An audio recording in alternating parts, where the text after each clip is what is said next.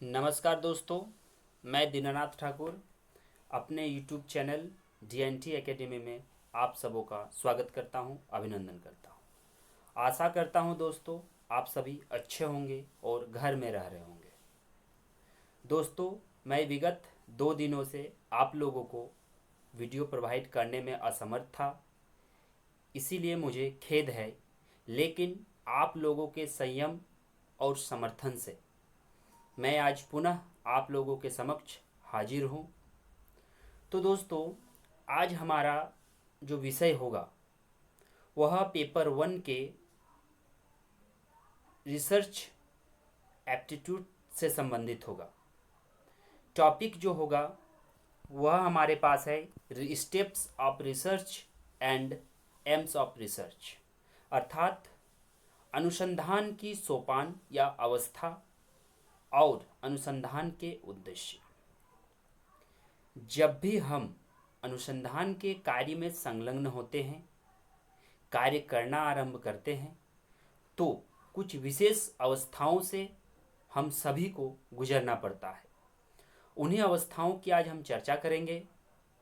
साथ ही साथ दोस्तों, आप लोग वीडियो को पूरा देखें और कमेंट में ये ज़रूर बताएं कि आप लोगों को वीडियो कैसे लग रहा है, और आप लोग अगर नकारात्मक पहलू भी बताना चाहते हैं तो वो भी ज़रूर बताएं, ताकि आप लोगों के समक्ष मैं आने वाले दिनों में उच्च कोटि के लेक्चर उपलब्ध करवा पाऊँ।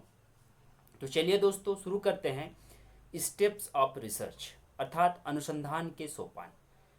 जैसे कि हम सभी जानते हैं, अनुसंधान अर्थात नए तथ्यों की खोज करना या पुराने तथ्यों के संदर्भ में नए तथ्यों को उजागर करना।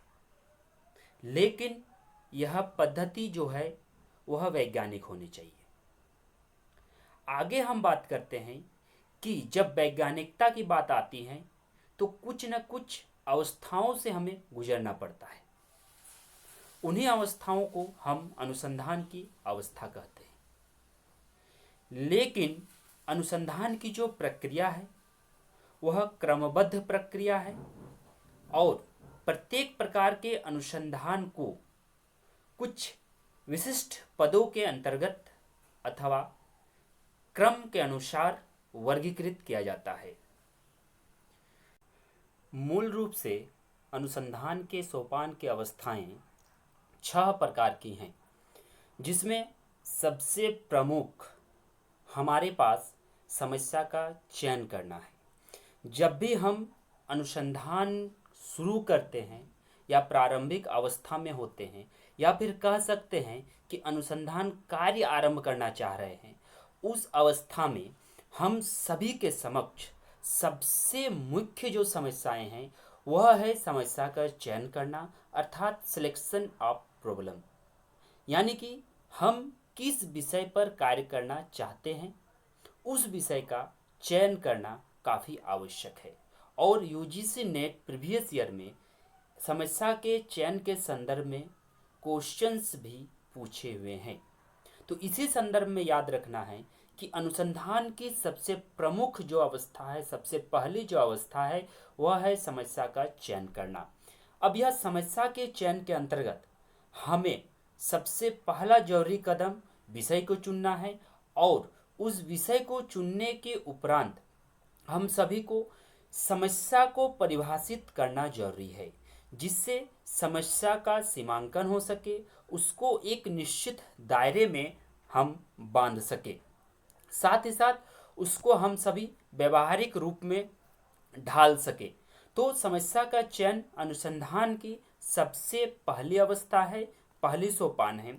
दूसरी जो हमारे पास अवस्था है वह है परिकल्पना का प्रतिपादन करना। परिकल्पना का तात्पर्य होता है कि हम किस प्रकार अनुसंधान में समस्या के चयन के संदर्भ में, समस्या की परिभाषा के संदर्भ में, व्यवहारिक रूप में जब हम उसको ला रहे हैं, तो हमारे पास जो परिकल्पना होगी, जो अनुमान होगा, उस अनुमान को किस रूप में हम प्रतिपादन करेंगे, उस अनुमान के लिए हम किन किन प्रश्नों को आधार मानते हुए अनुमान लगाएंगे। कहने का तात्पर्य है कि जब भी समस्या का चयन की बातें आती हैं, उसके तुरंत बाद हमारे पास अनुमान लगाना आवश्यक हो जाता है सर्वे के बारे में, फील्ड के बारे में। क्योंकि हम सभी जानते हैं कि रिसर्च जो है एक मेथड्स के अनुसार चलता है, एक निश्चित क्रमबद्ध अनुसार चलता है। तो हमारा जो परिकल्पना है जिसे हम अनुमान कहते हैं, तो निश्चित परिकल्पनाओं को, निश्चित अनुमानों को ध्यान में रखकर हम अनुसंधान के सोपान को आगे बढ़ाते हैं, जो समस्या के संदर्भ और समस्या की परिभाषा के साथ जोड़ा हुआ हमारा जो है अनुमान रहता है। तीसरा जो हमारा स्टेप है वह है शोध की रूपरेखा। शोध की रूपरेखा कहने का तात्पर्य है कि डिजाइन ऑफ रिसर्च, अर्थात जो हम शोध अनुसंधान का कार्य कर रहे हैं तो उस अनुसंधान की हमारे रूपरेखा क्या होंगी, हमारे डिज़ाइन क्या होंगी। अब इस डिज़ाइन के अंतर्गत हम सभी बात करते हैं कि शोध की विधियां शामिल होंगी और उस विधियों के माध्यम से हम किस प्रकार शोध को कर सके उसके भी मेथड्स इसमें शामिल होंगे। अर्थात शोध की विधि और प्रविधि दोनों को ही हम इसमें शामिल करते हैं शोध की रूपरेखा में। साथ ही साथ प्रदत्तों के संकलन के लिए, अर्थात आंकड़ों के संकलन के लिए प्रतिविधियों का चयन किया जाता है। मान लिया जाए कि अगर कोई विद्यार्थी या अनुसंधानकर्ता निश्चित क्षेत्र के अंतर्गत एग्रीकल्चर से संबंधित रिसर्च का कार्य करना चाह रहा है या कर रहा है, तो उसके लिए अनुसंधान की विधियों को जानना काफ़ी आवश्यक हो जाता है, जिससे वह भविष्य में आंकड़ों का संकलन कर सके। आगे का हमारा जो टॉपिक है वह है आंकड़ों का विश्लेषण करना। अर्थात जो चौथा हमारा जो पॉइंट है वह है आंकड़ों का संकलन करना। आंकड़ों की संकलन जिस विधि के माध्यम से हम कर रहे हैं, जिस शोध डिज़ाइन के माध्यम से हम कर रहे हैं, जब हम फील्ड में जाते हैं उसी शोध विधि या डिज़ाइन के माध्यम से हम आंकड़ों को ग्रहण करते हैं। और जब आंकड़ों का ग्रहण हो जाता है तो हमारे पास पांचवी अवस्था में आंकड़ों का विश्लेषण आता है। जब आंकड़ों की विश्लेषण की बात आती है तो यहाँ पर हम जब आगे अभी 11 अवस्था परिकल्पना की पढ़ेंगे तो हमारा आंकड़ों के विश्लेषण के उपरांत हमारी एक बहुत ही इम्पोर्टेंस यहाँ पे पॉइंट उभर कर आती है, जिसे कहते हैं हाइपोथेसिस टेस्टिंग या परिकल्पना की जांच। तो आंकड़ों के विश्लेषण के क्रम में हमारी परिकल्पना की जांच आवश्यक हो जाती है, तभी हम अनुसंधान के कार्य में सफल हो पाते हैं। जब हम आंकड़ों का विश्लेषण उचित ढंग से करते हैं, निश्चित विधि के माध्यम से करते हैं, और जो आंकड़ों की विश्लेषण की पद्धति है वह संकलन पर आधारित होती है, जब यह सभी कार्य हमारा पूर्ण होता है तो हमारे समक्ष सबसे अंतिम जो अवस्था है सामान्यीकरण और निष्कर्षों का प्रतिपादन, जिसे हम जनरलाइजेशन और कंक्लूजन कहते हैं। जब हम जनरलाइजेशन और कंक्लूजन की अवस्था में आते हैं तो वह सार के रूप में संपूर्ण अवस्थाओं का विस्तृत वर्णन करना आवश्यक हो जाता है, जिसमें हमारा समस्या का चयन हम किस रूप में कर रहे हैं, उसको परिभाषित किस रूप में कर रहे हैं, उसके लिए हम परिकल्पनाओं का आविष्कार कैसे कर रहे हैं, साथ ही साथ शोध की रूपरेखा जो हमारे पास है, डिज़ाइन जो हमारे पास है, उसको किस प्रकार रख रहे हैं, आंकड़ों की संकलन हम किस प्रकार कर रहे हैं और उसका विश्लेषण हम कैसे स्पष्ट करते हैं, तब जाके हमारा निष्कर्ष का प्रतिपादन होता है। तो यह जो 6 अवस्था हमारे पास है अनुसंधान की, इससे UGC NTA net previous year में हमेशा से क्वेश्चन पूछते रही है। तो दोस्तों यह जो हमारा अनुसंधान का विषय है, इससे जरूर हमारा अनुमान है कि आने वाले समय में आप लोगों को फायदा होगा और प्रश्न उपस्थित आप लोगों के सामने होंगे। आगे हम आते हैं कि अनुसंधान के सोपान में सबसे महत्वपूर्ण कार्य हो जाता है कि इसे हम 2 वर्गों में विभाजित करते हैं। अनुसंधान के सोपान को हम 2 वर्गों में विभाजित करते हैं, जिसे हम एक मौलिक अनुसंधान और दूसरा जो हमारा है उसे क्रियात्मक अनुसंधान कहते हैं। लेकिन यहाँ सबसे मौलिक अनुसंधान विस्तृत क्षेत्रों के लिए उपलब्ध होती हैं, जबकि क्रियात्मक अनुसंधान जो हमारा है स्थानीय या संकुचित क्षेत्रों के लिए उपलब्ध होती है। मौलिक अनुसंधान में हम सभी जानते हैं बाह्य मूल्यांकन की आवश्यकता होती है, जबकि क्रियात्मक अनुसंधान में हमारा स्थानीय मूल्यांकन या आंतरिक मूल्यांकन की आवश्यकता होती है। लेकिन जब हमें शिक्षा के क्षेत्र में अगर सवाल पूछा जाए, और यह सवाल पिछले प्रीवियस ईयर में पूछे गए हैं, अगर हमें शिक्षा के क्षेत्र में सवाल पूछे जाएं कि मौलिक और क्रियात्मक अनुसंधान का शिक्षा में महत्व क्या है, तो दोनों का महत्व बहुत ही कह सकते हैं कि मुख्य भूमिका में है, मुख्य स्थान पर है। लेकिन अगर हमें सुधार और ध्यान दीजिएगा, सुधार और विकास की बातें के आधार पर हो, तो हमें यह ध्यान देना है कि क्रियात्मक अनुसंधान ही हमारा सर्वोपरि है।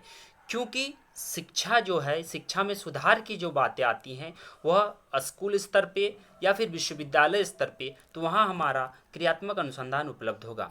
हमारा मान लेते हैं कि अगर हमारे पास कोई स्थानीय स्तर पर स्कूल है, +2 स्कूल है, या फिर कह सकते हैं कि हाई स्कूल है या 5 क्लास तक स्कूल है, तो हमें यह जानना जरूरी है कि उसकी समस्या क्या है।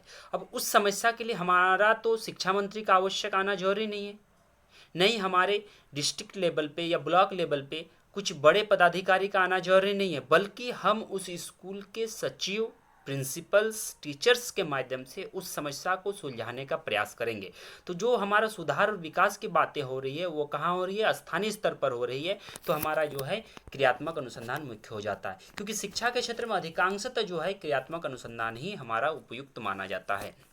साथ ही साथ आगे आते हैं दोस्तों कि इन उपरोक्त सोपानों के अलावा हमारे पास 11 और सोपान सामने नजर आती हैं, जिसे भी आज हम लोग देखेंगे। तो इसमें भी हमारा जो पहला स्टेप है वह है अनुसंधान समस्या का प्रतिपादन करना, जिसे हम कहते हैं फॉर्मुलेटिंग रिसर्च प्रॉब्लम, जिसे हम ऊपर में भी देखे हैं कि समस्या का चयन जो है वही हमारा यहाँ पर अनुसंधान समस्या का प्रतिपादन है। लेकिन दूसरी अवस्था जो है वह है विस्तृत साहित्य की समीक्षा, अर्थात जब हम विषय का चयन कर लेते हैं, टॉपिक का चयन कर लेते हैं, उसका सिलेक्शन कर लेते हैं, तो हमारे पास दूसरी जो मुख्य अवस्था या सोपान कह सकते हैं वह है विस्तृत साहित्य सर्वेक्षण या विस्तृत साहित्य समीक्षा भी इसको कहा जाता है। क्योंकि जब हमें विषय का ज्ञान हो जाता है, अब उस विषय से संबंधित आगे का रिसर्च कार्य करने के लिए हम सभी को उससे संबंधित ज्ञान हासिल करना आवश्यक हो जाता है, और उसकी वर्तमान स्थिति क्या है, चाहे वह राष्ट्रीय स्तर पर हो, चाहे राज्य स्तर पर हो, या चाहे अंतर्राष्ट्रीय स्तर पर हो, तीनों को जानना विस्तृत साहित्य सर्वेक्षण में आवश्यक हो जाता है। साथ ही साथ उसके आगे हम लोग आते हैं कि जब हमारा विषय का चर्चा हो जाती है और उसके बाद हम अनुमान लगा लेते हैं कि हमारे क्षेत्र में, हमारे विषय के टॉपिक के अंतर्गत हमें किस प्रकार की अनुमान या परिकल्पना की आवश्यक होगी, तब हम परिकल्पना का निर्माण करते हैं। जब परिकल्पना का निर्माण हो जाता है तो शोध की रूपरेखा हमें तैयार करनी पड़ती है, जिसे हम रिसर्च डिज़ाइन कहते हैं। इसमें हमारा शोध की विधि और प्रविधियों को शामिल किया जाता है ताकि आंकड़ों के संग्रह में हमें आसानी हो। जब हमें डिज़ाइन पता चल जाता है तो उसके आगे हम बात करते हैं प्रतिदर्श का निर्धारण, अर्थात सैंपल का निर्धारण, कि हम किस मेथड्स की सहारा लेके हम अपने क्षेत्र में कितने कवर एरिया के आधार पर हम काम करना चाहते हैं, अर्थात संपूर्ण जनसंख्या का कार्य करेंगे या कुछ प्रतिशत हिस्से के आधार पर कार्य करेंगे, संपूर्ण हम आंकड़ों का संकलन करेंगे या निश्चित क्षेत्र को विभाजित करते हुए हम आंकड़ों का संकलन करेंगे। जैसे कि मान लेते हैं कि कुछ ऐसे विषय हैं जिसमें ग्राम और शहर दोनों शामिल हैं, उस अवस्था में हमें प्रतिदर्श का निर्धारण करना काफ़ी कठिन कार्य होने लगता है। लेकिन रिसर्च के अनुसंधान के क्षेत्र में प्रतिदर्श निर्धारण आवश्यक हो जाता है, तभी हमारा रिसर्च आगे संपूर्ण होने में आसानी होती है। तो पांचवा अवस्था जो हमारा इस 11 अवस्था में है वह है प्रतिदर्श का निर्धारण। यहाँ याद करने के अगर तरीके की बात करें तो ऊपर में हम लोग देखें, आगे हम लोग जो देखे हैं उसमें अनुसंधान की समस्या और परिकल्पना निर्माण दोनों के बीच जो हमारा है वह विस्तृत साहित्य समीक्षा है, और शोध की रूपरेखा, परिकल्पना निर्माण, शोध की रूपरेखा और प्रतिदर्श का निर्धारण। जब हम प्रतिदर्श का निर्धारण की बात कर लेते हैं तो हमारे पास जो छठा है आंकड़ों का संकलन। तो यहाँ ध्यान देने योग्य बातें हैं कि आंकड़ों के संकलन के पहले और शोध की रूपरेखा अर्थात रिसर्च डिजाइन के बाद हमें क्या करना पड़ता है, प्रतिदर्श निर्धारण करना पड़ता है। तो दोनों को हम लोग इस प्रकार मान लेते हैं, एरो दे के यहाँ पे लिख के इसको हम समझ सकते हैं कि हम देखते हैं कि कैसे हम समझेंगे कि हमारा मान लेते हैं आंकड़ों का संकलन है और शोध की रूपरेखा, इन दोनों के बीच हम एरो के माध्यम से यहाँ प्रतिदर्श का निर्धारण को याद कर सकते हैं। यहाँ पे हम परिकल्पना और जो हमारा है साहित्य समस्या का चयन, उसके बीच में हम विस्तृत साहित्य समीक्षा को याद कर सकते हैं। और फिर आगे हमारा है कि आंकड़ों के संकलन और आंकड़ों के विश्लेषण के बीच एक हमारा जो है वह है अनुसंधान कार्य करना। अनुसंधान करना यानी कि जब हम प्रतिदर्श पता चल जाता है, आंकड़ों का संकलन होने लगता है, तो संकलन के उपरांत हम विश्लेषण तुरंत नहीं करते हैं, अनुसंधान कार्य के विस्तृत आलेख प्रस्तुत करना चाहते हैं कि हम उसे किस प्रकार कार्य करें कि हमारा विश्लेषण जो है सटीक हो, तब हम अनुसंधान कार्य करते हैं। उसके बाद हम क्या करते हैं, आंकड़ों का विश्लेषण करते हैं। जब आंकड़ों का विश्लेषण हो जाता है तो हमें एक चीज़ ध्यान देना है कि हम जिस परिकल्पना का उपयोग कर रहे हैं, हम जिस परिकल्पना या अनुमान का प्रयोग कर रहे हैं, उसको हम क्या करेंगे, उसको हम जाँच करें। उसी जांच के आधार पर हमें यह सत्यापन होता है या फिर सत्यापन कर सकते हैं कि किस प्रकार हमारा यह जो परिकल्पना है, हम जिसका अनुमान लगाए हैं, कहाँ तक सटीक हमारा बैठ रहा है।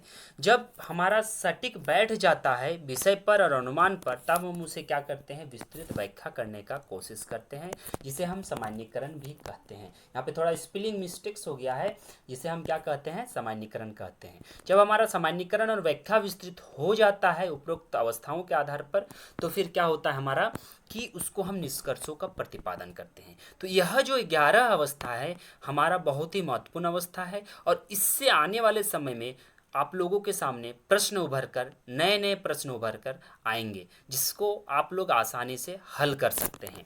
आगे हम आते हैं कि जब हमारा अनुसंधान के अवस्था हो जाती है, तो उसके बाद हमारे पास एक समस्या उत्पन्न होती है कि हम अनुसंधान क्यों करना चाहते हैं, अर्थात अनुसंधान की अवस्थाओं को हम क्यों करें। तो उसके लिए कुछ उद्देश्य है, उसी उद्देश्यों के आधार पर हम अनुसंधान की अवस्थाओं की चर्चा करते हैं, जिसमें जो हमारा 4 उद्देश्य है, सैद्धांतिक उद्देश्य, तथ्यात्मक उद्देश्य, सत्यात्मक उद्देश्य और व्यवहारिक उद्देश्य। सैद्धांतिक उद्देश्य जो हमारा है, इसके अंतर्गत प्राथमिक रूप से ज्ञान की वृद्धि होती है। ध्यान दीजिएगा कि सैद्धांतिक उद्देश्य के अंतर्गत क्या होता है, हमारा ज्ञान का विकास होता है, ज्ञान की वृद्धि होती है, तभी हमारा सैद्धांतिक उद्देश्य जो है सफल हो पाता है। आगे है कि इसमें यानी कि सैद्धांतिक विधि में हम क्या करते हैं, वैज्ञानिक विधियों का भी प्रयोग करते हैं सैद्धांतिक उद्देश्य में, क्योंकि जब हम विषय का विस्तृत वर्णन करते हैं तो उसका उद्देश्य वही होता है कि हमें वैज्ञानिकता मिले, तभी हमारा समाज और देश के लिए, राज्य के लिए वह विषय उपयोगी सिद्ध होगा। अन्यथा जो विषय पर हम अनुसंधान कार्य कर रहे हैं वह उपयोगी सिद्ध नहीं होगा। आगे है कि जब हम सैद्धांतिक उद्देश्य की बातें करते हैं तो नवीन सिद्धांतों और नियमों का हम क्या करते हैं, प्रतिपादन करने का कोशिश करते हैं, प्रतिपादन करते हैं। तो सैद्धांतिक उद्देश्य यही है अनुसंधान का कि हम नए तथ्यों को नित्य खोजें, उनको वैज्ञानिकता दें, उसके नियमों का प्रतिपादन करें। उसके बाद हमारा आता है तथ्यात्मक उद्देश्य। तथ्यात्मक उद्देश्य में हमें पूर्व की घटनाओं का वर्णन करना पड़ता है, और इसकी प्रकृति जो होती है वह वर्णनात्मक प्रकृति की होती है। पूर्व की घटना कहने का मतलब है ऐतिहासिक अनुसंधान विशेषकर तथ्यात्मक उद्देश्यों पर ही निर्भर है। फिर तीसरा हमारा है सत्यात्मक उद्देश्य। इसमें सत्य की खोज की जाती है, और दार्शनिक अनुसंधानों का उद्देश्य जो होता है वह सत्यात्मक उद्देश्यों पर निर्भर होता है। और अंतिम जो हमारा है व्यवहारिक उद्देश्य। व्यवहारिक उद्देश्य क्रियात्मक अनुसंधान के अंतर्गत शामिल है, और इसमें विकासात्मक अनुसंधान का जो उद्देश्य भी है व्यवहारिक ही होता है। इसके अंतर्गत किसी भी अनुसंधान में अर्थात अनुसंधान कार्य में व्यवहारिकता लाने में आसानी होती है।